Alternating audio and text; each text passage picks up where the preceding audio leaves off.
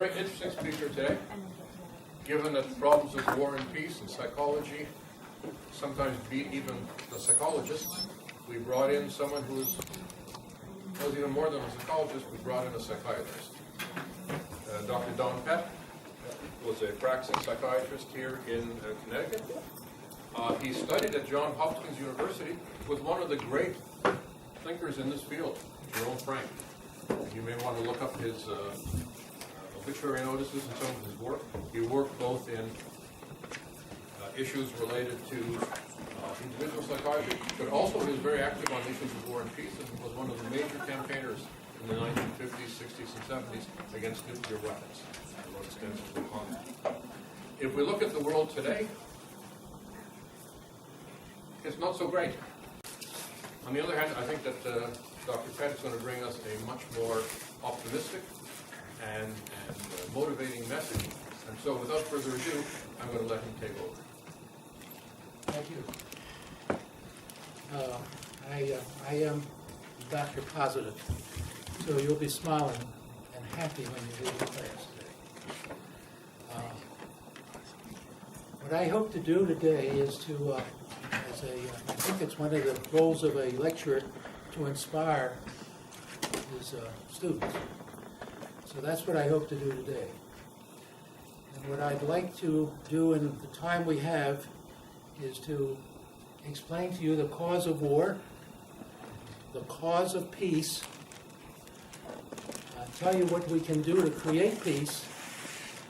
I want to give you the skills that will enable you to be happy virtually instantly and more loving. Would you like that? Does that sound pretty good? And I'm going to give you also a few words that will enable you to develop a newer way of thinking. Einstein, when he recognized the power of E equals mc squared, said there's only way we will create world peace. He said we have to teach ourselves a newer way of thinking. So what I'm going to discuss with you today is how you can develop rapidly a newer way of thinking that I expect can change your life. That sounds like a big task, but let's see if I'm up to it by the end of the meeting.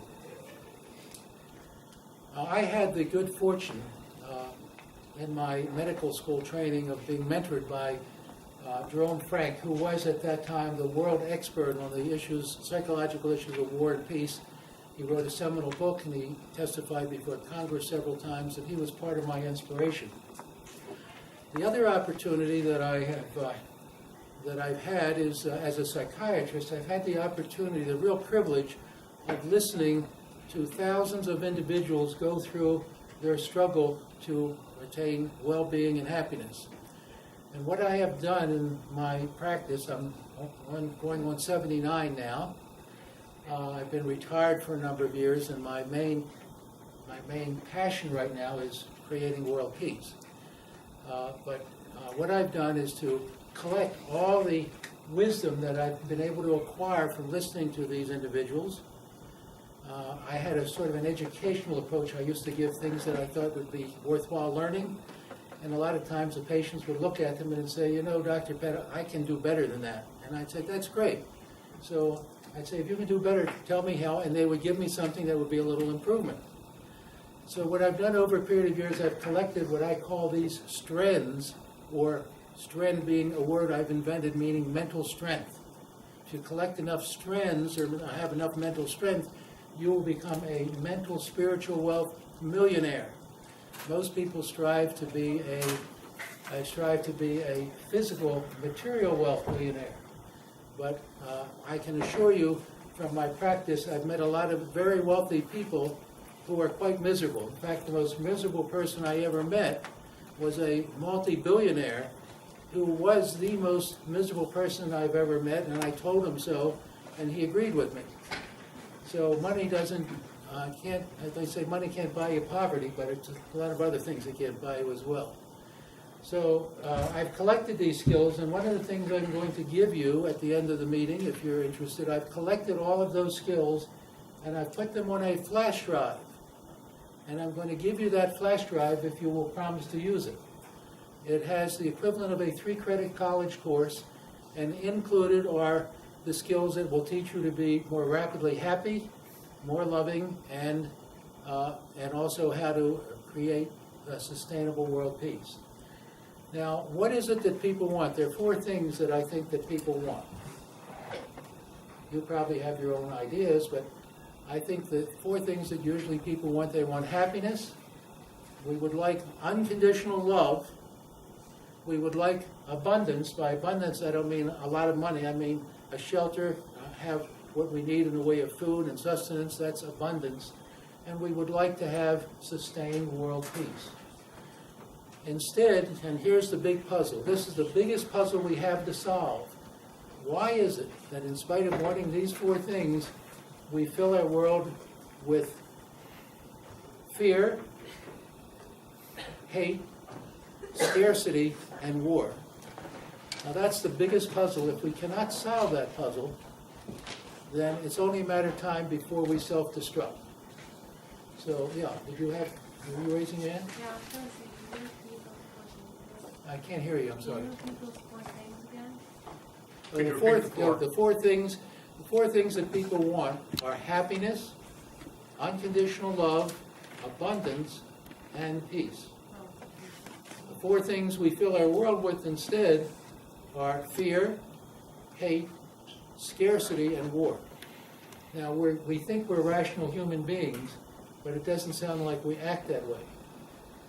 And the question is, how can we change our way of thinking so that we can get what we want instead of what we've got? So that's what we hope to address here. Now, I'm going to ask if we could get a little help. If somebody could come along and just pass some of these out. Now, we can summarize the cause of war in one. We want to try to make things as simple as possible. You've heard that it's nice to keep things simple. We can summarize the cause of war in one little sentence. One sentence that summarizes the root cause of war is, my way is the only way. My way is the only way.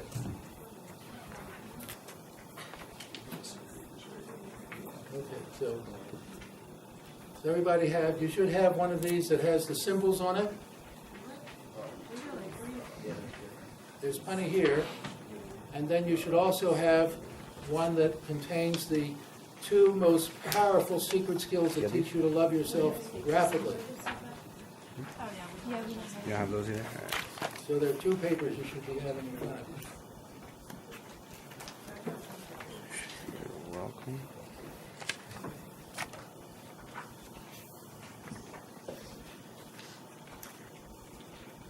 Now, we brought down the cause of war to a simple phrase. Now we can bring down the cause of peace to one word. That one word is reciprocity. Reciprocity is a one-word expression of what you all know as the golden rule. You know what the golden rule is, everybody, I'm sure.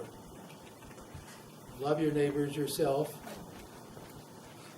And reciprocity is essentially that statement. When you learn to be able to give to others, then likely something will come back. We don't do it to give to others, but if we treat the world in a decent way, the world will treat us in a decent way. If you treat the world with a lot of anger and ferocity and so on, it's not going to work that way.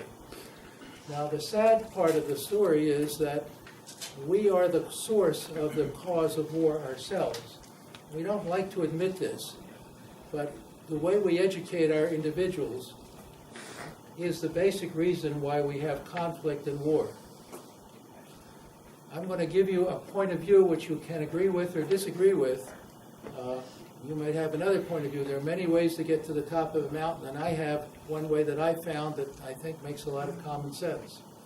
Now, the reason we create our own problems, why we are our own worst enemies, is by the words and the symbols we use. Every one of you, I'm confident, from the time you were born, were given at least 2 and probably 3 symbols. One of them was a patriotic symbol, a flag, which you are brought up to put your hand over your heart often and and pledge allegiance to from the time you're born. Most of you have been given a religious symbol, and most of you have been given a political symbol. And if you look at the paper here, you will see these are some of the most popular symbols, religious and patriotic. We also have political symbols, as seen here by the elephant and the donkey. Now, what do these symbols teach us from the time we're born? They teach us to think in two categories, what we could call either-or thinking. Either-or thinking means there's a right way and there's a wrong way. There's my way, and if my way is certainly not the wrong way, my way is usually going to be the right way. It means the other person's way is going to be the wrong way. So we learn very early to think in two categories.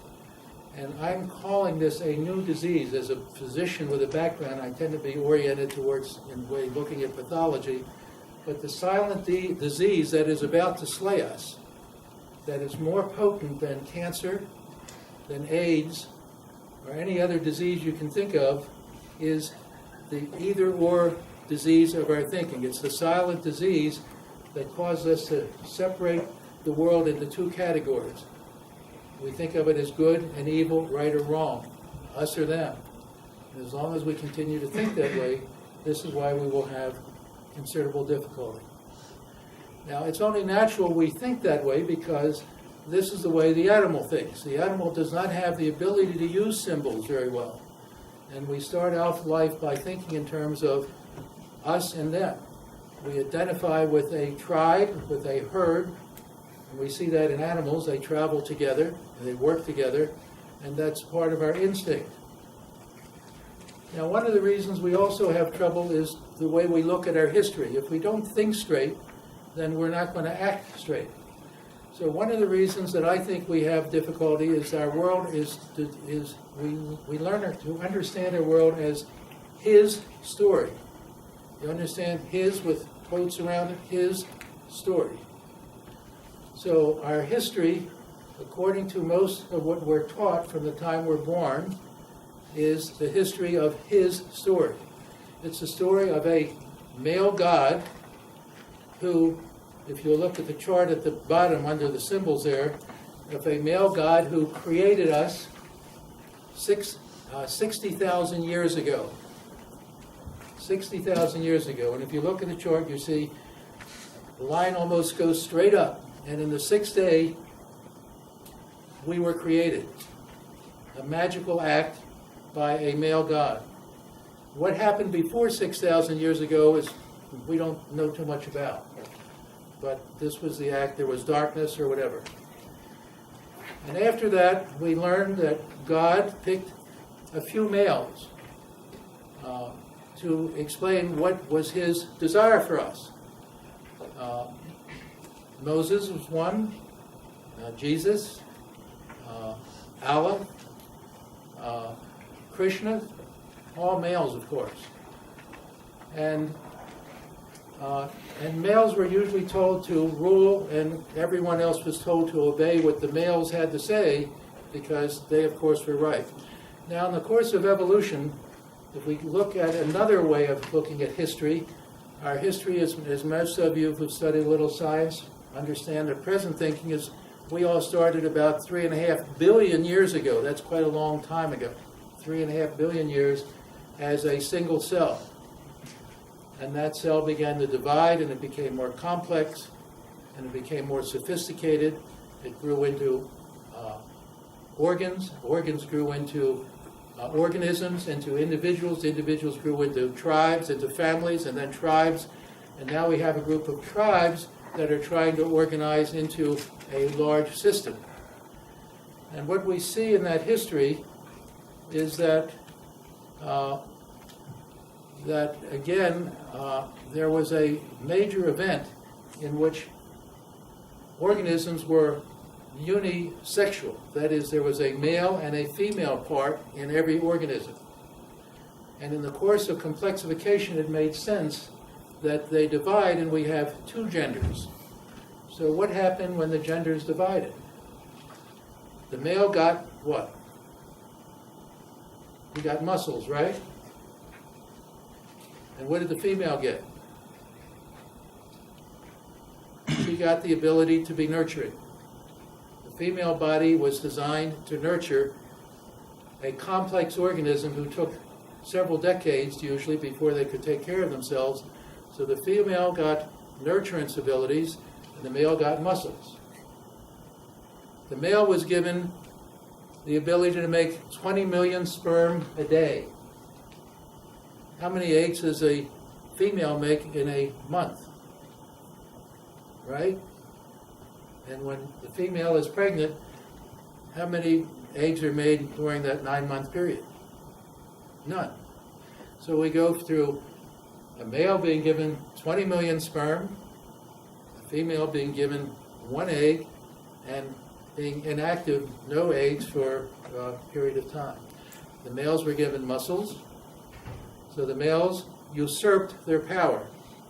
And throughout history, we see that males have taken the role of being very aggressive and dominant, and the females have been relegated basically, as the history goes, as a servant to Adam. I mean, the women were cut out of a rib, right? Made out of a rib, and basically to serve Adam. So we've had a history that's been male-dominated and aggressive-dominated, and pretty much the male aggression, the male gene is to compete for dominance. So we see in our history, and we see this in the history of animals all the way up through adult humans, we see in our history that the male has pretty much competed with others for possession, for dominance. Now think about what it was like for our ancestors. Our ancestors lived in primitive times. They didn't have markets to go to, did they? They couldn't just go ahead and go shopping today. There was no agriculture. There was no homes. So when people woke up and whatever they had to do for the day, what was their task? Their task basically was to see what they could kill in order to survive. We didn't have vegetable gardens or whatever. So what kind of vocabulary do you think would be in the early language of our ancestors? Think about it. Would it have to do with philanthropy? Would it have to do with unconditional love? Would it have to do with giving? Or would it have to do with, I've got to be on guard for whatever danger is going to be available to me when I go out into that jungle or into the woods, whatever animal that might be there to eat me? So our first way of learning to think, we can assume, be pretty certain, was to look at whatever the worst possibilities were. In other words, negative thinking. And if, in order to survive, our ancestors had to anticipate the worst, not many optimists, but a lot of pessimists. And you had to be pretty much a pessimist and be on your guard all the time. So we developed what's known as an emergency response system. You know what an emergency response system? Many people suffer something when that goes off unexpectedly. It's called a panic attack, or it's called a phobia. When suddenly you're on a bridge or you're in an elevator and you have that sense that the world is closing in on you and you have this sudden release of chemicals, that's basically that fight or flight emergency response system. So that's basically how we developed that. So our ancestors had to compete, and they basically lived on separate hills. Now, if you imagine people living on separate hills and there being your food in the middle, then it became a contest. Whoever got to that piece of food in the middle first was the one who would survive.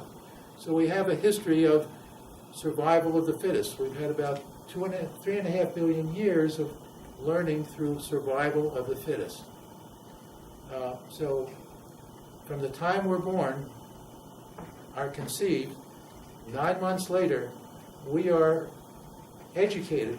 Think about your education for the 9 months before you were born. You're educated with all the outcome of 3.5 billion years of trial and error learning. You don't come into Earth totally uneducated. You've already gotten all kinds of instinct, fight or flight, survival of the fittest, and out of that comes my way is the only way. I remember when my wife and I went to the Galapagos, we saw these, I think they were the blue boobies, blue-footed boobies, and you could actually see the two young chicks, and the stronger chick would push the younger chick out of the nest. There was little concern for the younger chick. The strongest would survive. So that's essentially been our history. Now, in the course of time, there are a number of events that occur. We weren't very sophisticated. We didn't have a language for a long time. You know when the first language occurred? Roughly, when did we first develop symbols? If you look at the chart down here, where it says asymptotic growth, on the same page you have here, and I think if you turn that over, you'll see that we went a long time before there was any development of language. There were a number of significant events in our history that are quite different than what we've been taught, that we all started 60,000 years ago. About 2 million years ago, it's helpful to keep these timelines, and if you look at the chart there with the asymptotic chart, you can follow this. We went a long time, and the beginning of the chart, you see, starts with when we were all one cell.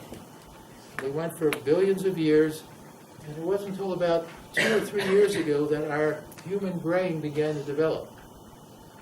And our brain went from about 1.25 pounds in size to about 4.5 pounds as it is today. So it's had a 350% growth rate in the last couple of million years, which is like an instant in time compared to 3.5 billion years. And during that time, our other organs have remained relatively the same. Our heart, other organs have not changed relatively that much to our size of our body. So what does that tell us? What's happening to us as we're developing? So we have come to the point about 50,000 years ago where our brain became intelligent enough that we developed symbols. Symbols was a major innovation. Symbols enabled us to develop what Einstein told us was the most important development in history. It wasn't fire, it wasn't standing erect, it was the development of symbols. Because symbols enable us to develop imagination. We have the ability to take information, unlike animals, and we can develop concepts using words. And with those concepts, we can not only understand knowledge, but we can go past history, we can go future, we can anticipate all sorts of things, and we became creators. So one of the main messages is, you all are creators. How do you differ from every other organism on Earth? Think about it. One of the ways, the most important way I think you differ is that, while you're the same as every other life on Earth, the one way that you're the same is you are all energy creators. Every form of life is marked by its ability to create energy. But there's something that you all do that our species does, that no other species does. That is, we use symbols to create imagination, and we are self-programming.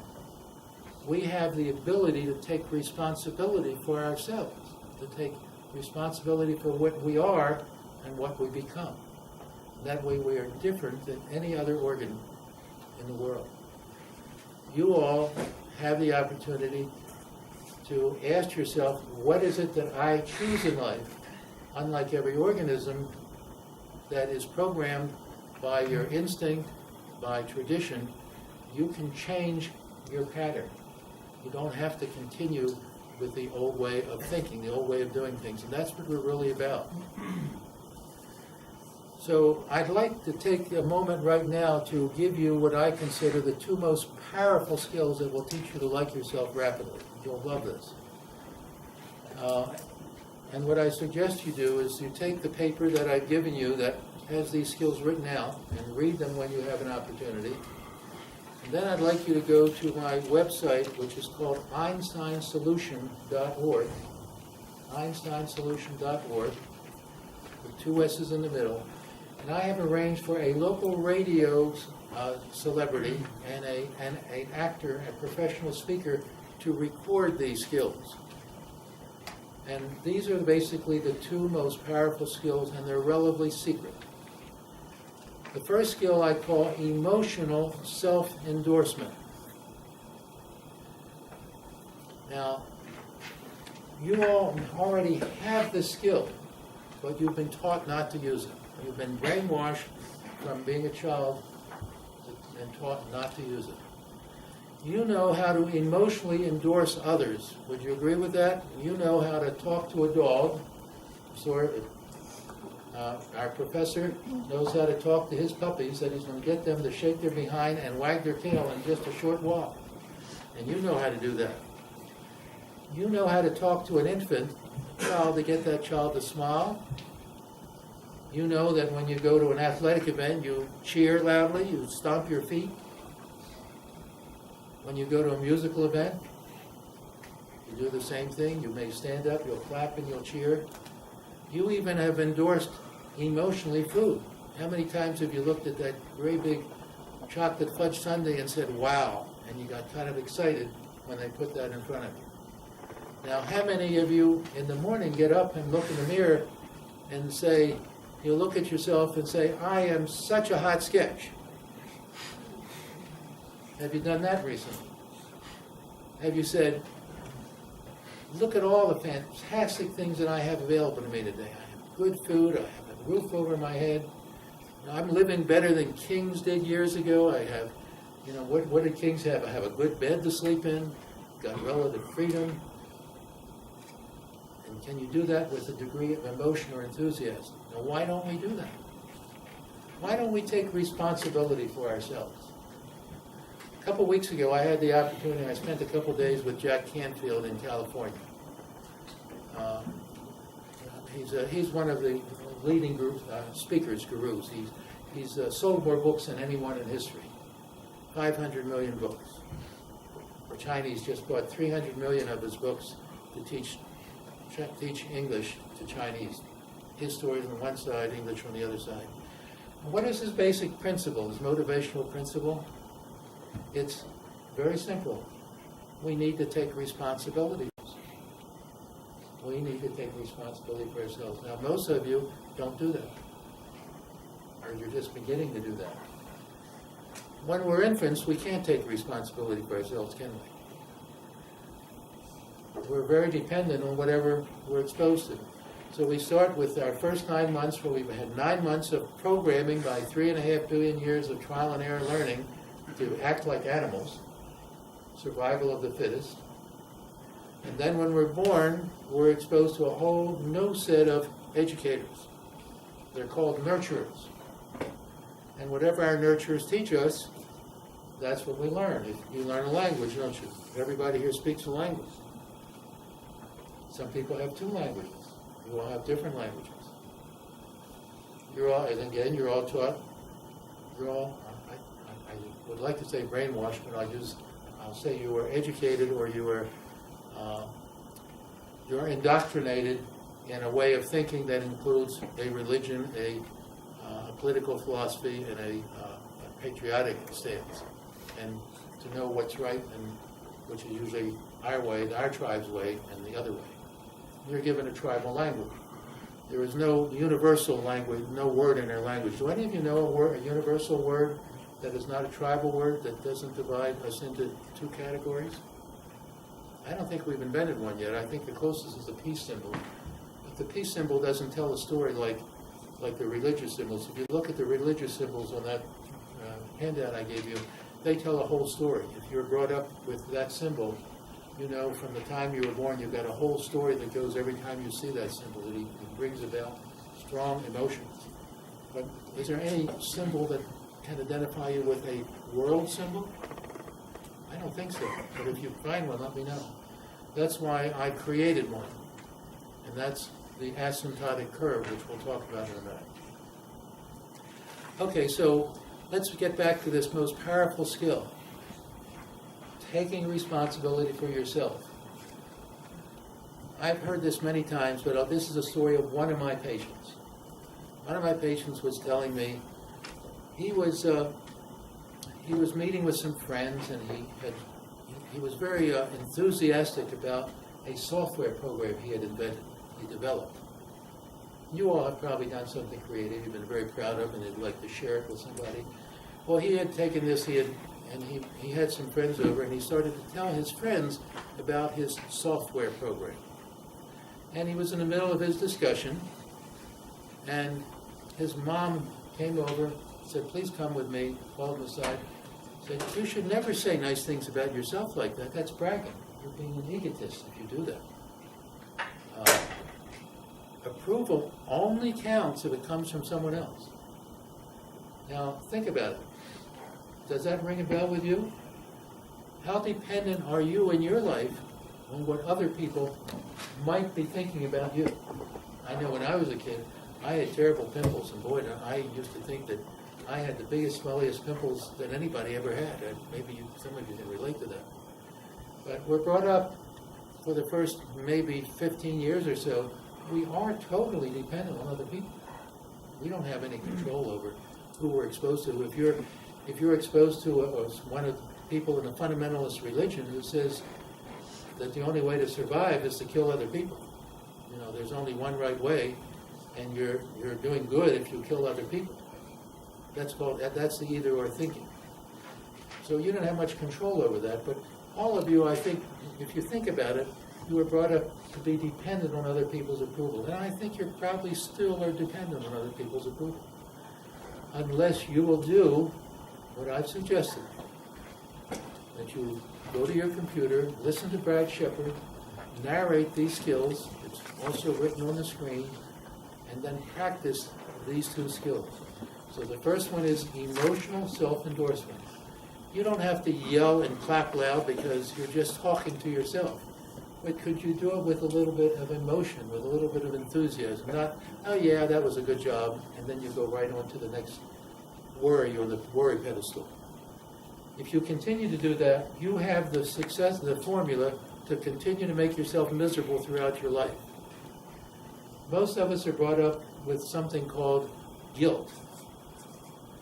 You all know what guilt is. It's attacking yourself. It's a very unique behavior that is restricted to human beings as far as I can gather. If you're very clever, you can teach a dog to look guilty. But for the most part, I don't think the predator bird who robs the eggs of somebody else's nest is particularly guilty when he scores. This is something that's pretty unique to humans because we're taught that you're not allowed to be aggressive to your tribe members. So the way we deal with that, we tell people, shove it inside. Instead of directing it outward, you direct it inward. So you're all pretty skilled in guilt and blaming in. But you have not been given much enthusiasm. You probably haven't seen it in your own parents either. Your own nurturers have not shown much skill in enthusiastic self-endorsement. Self-affirmations. Now, there's a second part of this skill.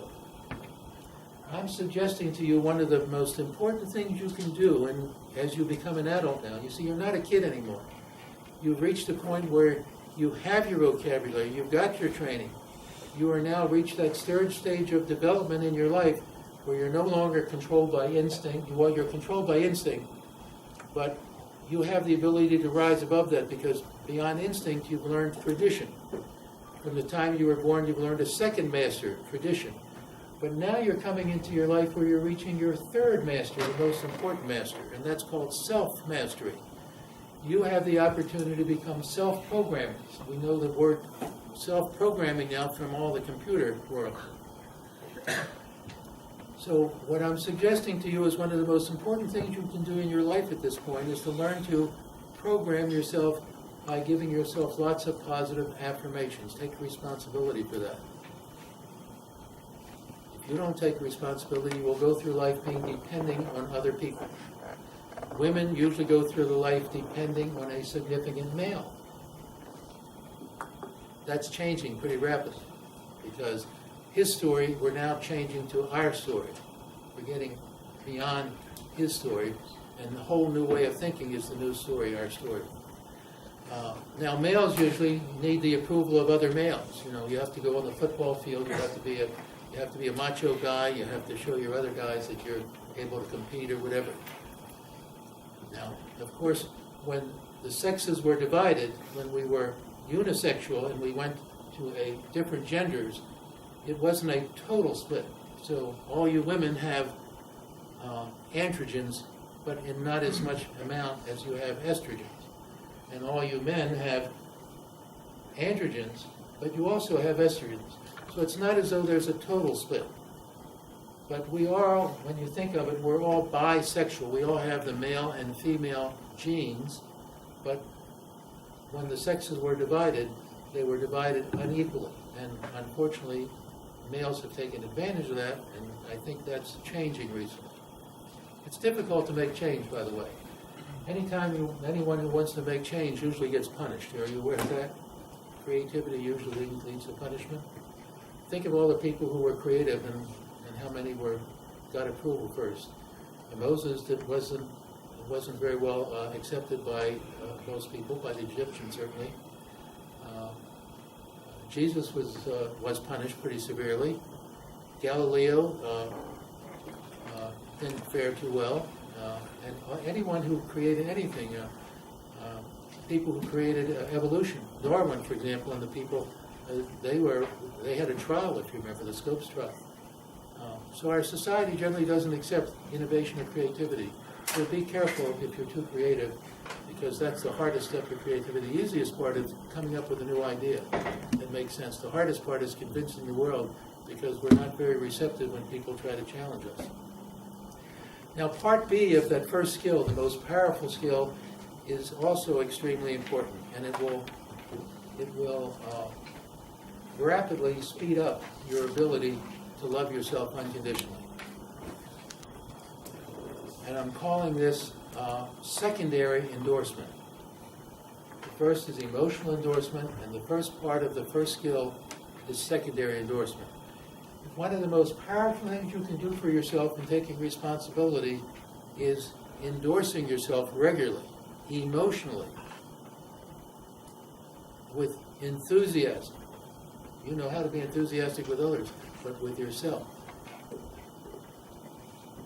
When you do that, when you show a little enthusiasm, secondary endorsement, and get this, is endorsing yourself for endorsing yourself. You get the idea? If you're doing something worthwhile, endorsing yourself, don't you deserve another endorsement because you've done something really great for yourself? If you take the first year psychology course, you will learn the basic rule of behavior. Behavior that is rewarded is repeated. Have you heard that?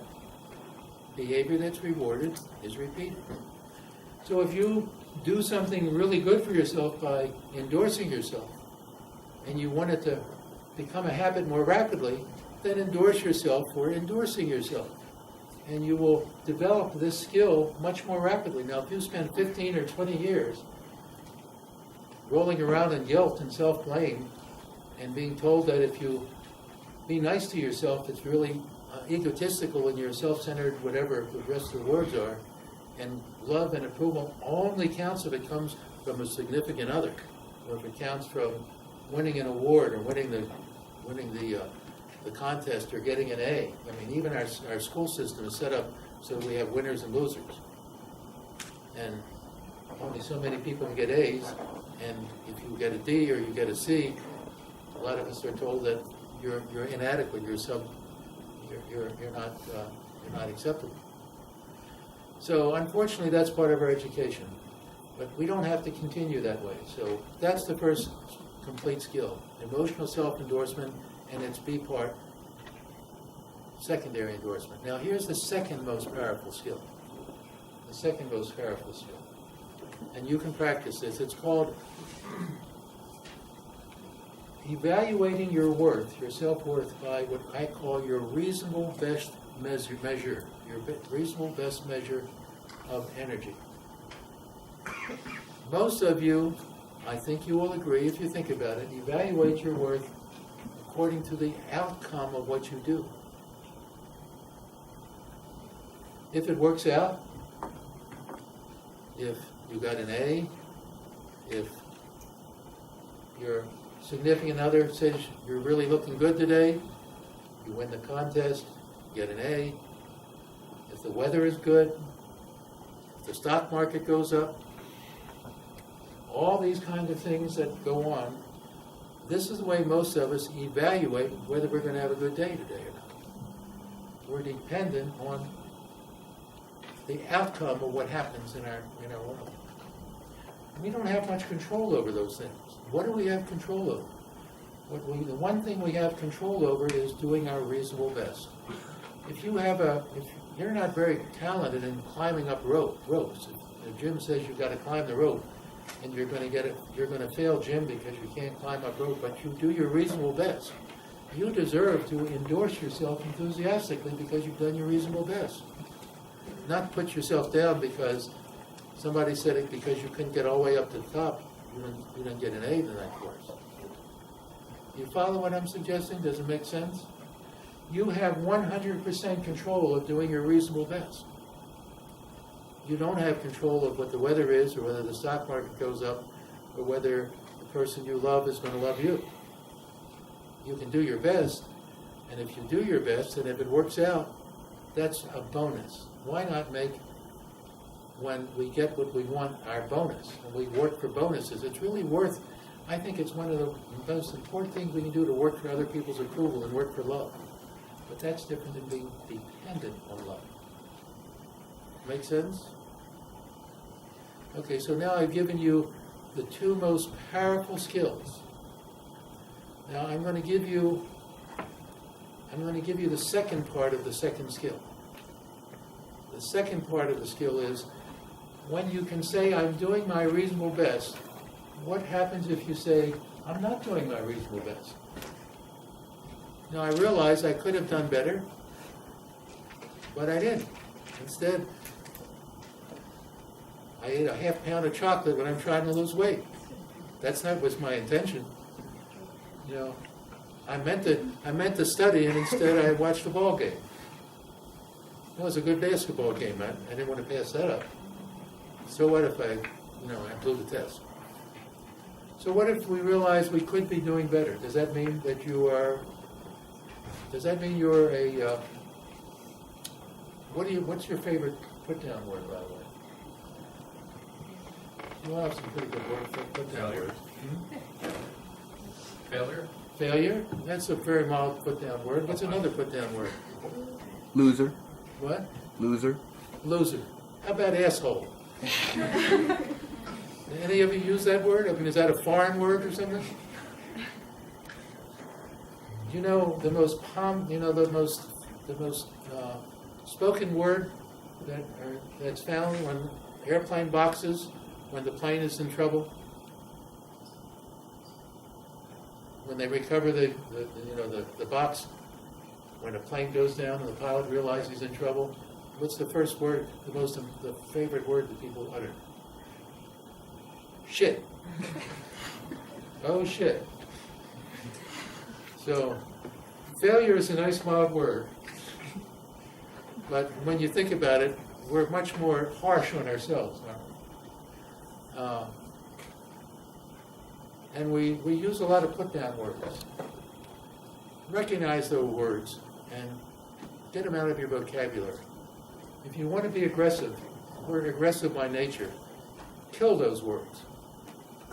Whenever you hear them say, get the hell out of here. You visited for a minute, but you're not allowed to stay here. I'll kick you out if you don't leave. And then you go to other kinds of skills. Now let me give you another skill, one of my favorite skills. You'll get all these on the flash drive, by the way. And it'll take you a long time if you ever decide to really get into it in a way. But one of my favorite skills that goes along with the reasonable best and emotional self-endorsement skill is the bookshelf. But I'm sorry I'm getting off a little bit. I wanted to finish the second part of the skill. If you find you're not doing your reasonable best, most people say, I should have been doing better. It's that should word again. It's called shoulding on yourself. You all know about shoulding on yourself. Instead of shoulding on yourself, when you recognize you're not doing your reasonable best, you would be much better off saying, congratulations to me, I recognize now I'm not doing my reasonable best. It's only when you recognize you're not doing what you could be doing that you'll make any change. So one of the most important things you can do is to acknowledge and recognize you're not doing your reasonable best. If you do that and endorse yourself, you will start getting into a pattern of doing your reasonable best more. But if when you do your reasonable best, you put yourself down because you find you fell short, instead of putting yourself down with your put-down words, your favorite put-down words, and a little exercise, make a list of your favorite put-down words, and once you realize them, when you hear them, put a little red star around them so you can kick them out. You don't want to dwell on them. Most people get into trouble because they dwell on these words. A few words will never hurt you. You know, I heard the word sticks and stones may never, what is it? Sticks and stones may hurt you. Break my bones, but words will never hurt me. What's the expression? Sticks and stones may break my bones. May break your bones, but words will never hurt you. But they can actually, words can, if you keep at them. A word or two won't, but if you keep at them, as most people dwell on them, that's the real problem. So let me tell you another trend, because it's one of my favorites, and normally I wouldn't be discussing that one on some other things, but I call it my bookshelf. Think of all the things that make you happy, and create a bookshelf for yourself. Imagine that you had a bookshelf and you could put in your mind, and you could take something that made you happy and make a book, and on the end of that book that faced out, you know, on the edge of the book that you see when it's on the bookshelf, and you wrote what made you happy. Now, it could be any one of things, but you can make a whole list of bookshelf. What are the things that make you happy? It may be a beautiful sunset. It may be an award that you got. It may be an experience you had with somebody. It may be an insight that you had. It may be a graduation, a gift that you got. Interesting, it may be times when you've given a gift. One of the things that makes us happiest when we do something for someone else. And for most people, it would probably be, what are the things that gives you the most pleasure? Most of you would probably say orgasm. Would you agree with that, or do you have anything? There are two things more powerful. Orgasm is only the third most powerful thing that gives us pleasure, by the way. Do you agree with that? What do you think? Can you think of anything more powerful than orgasm? I'll tell you two things. The second most powerful thing is the use of narcotic drugs. And I say that because I spent a lot of my life dealing with drug abuse. And a heroin user, given the choice of sex or drugs, will always prefer the drug. So that's one basic way of criteria. The other most powerful thing is direct stimulation. If you put an electrode in your pleasure center, as we've done with monkeys, they will push a lever to get an electric shock to their pleasure center until they fall over totally exhausted. So to me, that would suggest that there are other things more powerful. So you might put your favorite sexual experience on your bookshelf. It's okay to think about sex, by the way. Most people do it a fair amount of time. But there are other things, too. You might think about your favorite sports event. You might think about your favorite hairdresser appointment. Most women get a lot of satisfaction when they go to the beauty parlor, because women are usually very interested in looking good, of course, so they get the approval of males. And, of course, men may think about their favorite athletic event or their big muscles or something, and how they survived, how they dominated in some kind of a competition. But why not create a whole bunch of books on your bookshelf? The favorite meal that you enjoy having. What is your favorite meal, your absolute favorite meal? Can you think about it to the degree that you begin to salivate? If you think about it enough, you probably will salivate. Now, I call this the bookshelf because if you create this kind of a bookshelf and you have all these positive things that you like thinking about, whenever you're getting into a downer, just go to your bookshelf and pick any one of those topics and start thinking about it. Isn't that a simple way to prepare yourself to pick yourself up very quickly? It just starts with making your list of your favorite experiences. And I think you'll find that it'll be a really nice strand or a nice mental strength for you. Now there's 100 of these strands on the flash drive that I'll be giving you. Okay, so we've covered these two issues. Now the next thing I'd like to suggest to you is if you're going to develop these two skills, which teach liking yourself rapidly, that teach unconditional love, not tribal love. See, most love is tribal love, it's giving to get. The next step in a new way of thinking essentially teaching yourself to love yourself unconditionally.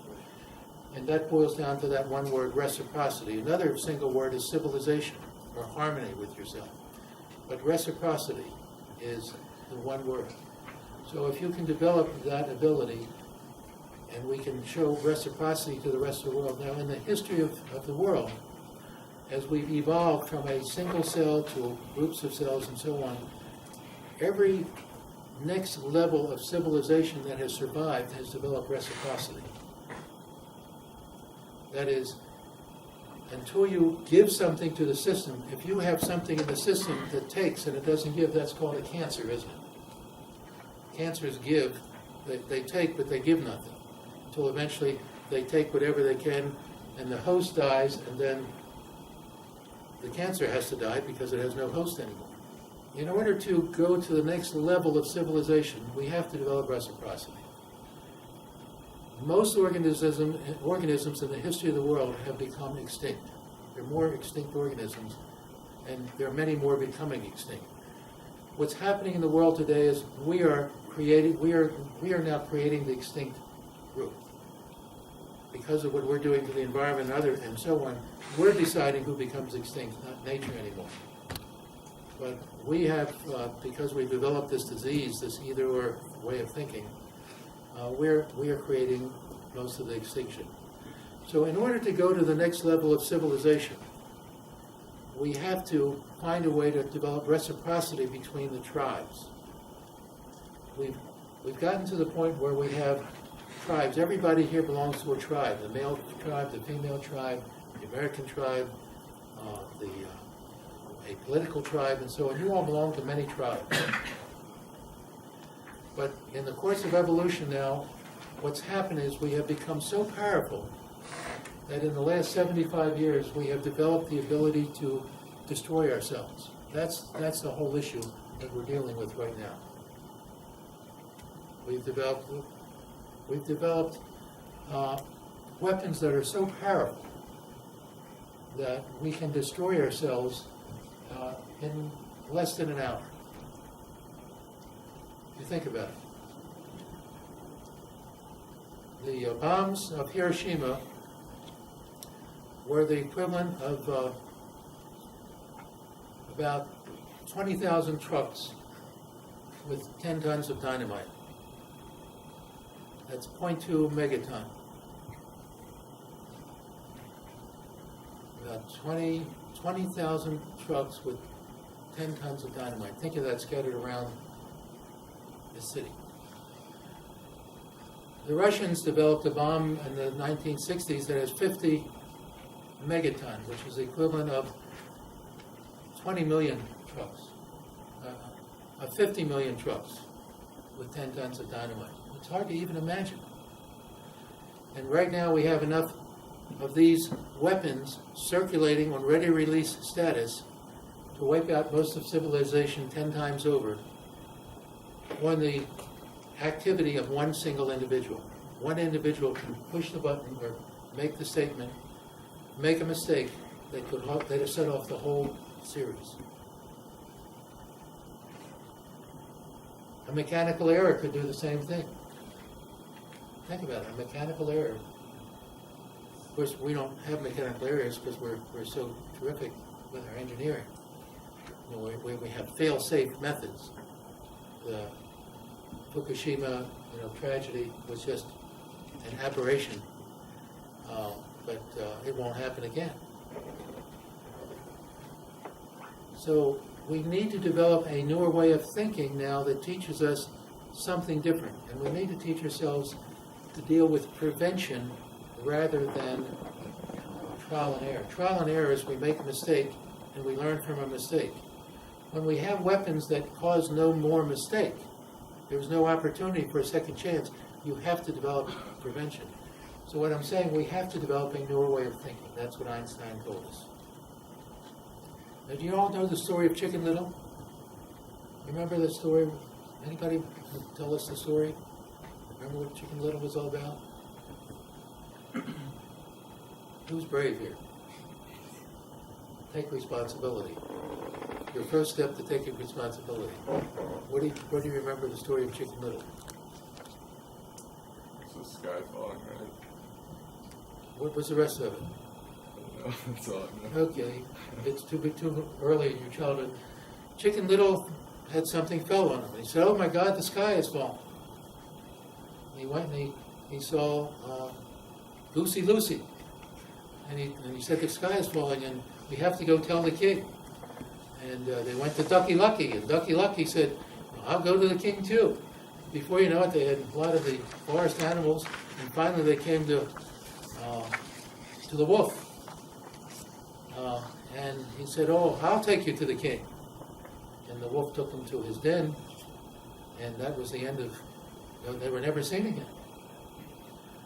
So that's the story of Chicken Little, the story of a false belief that got people into trouble. And we've had people who said the world is coming to an end, and it didn't come to an end. But when you think about it, the Chicken Little of today is real. We can't ignore Chicken Little today. The sky may fall, and when it falls, it will be raining probably nuclear weapons, or biologic or chemical weapons.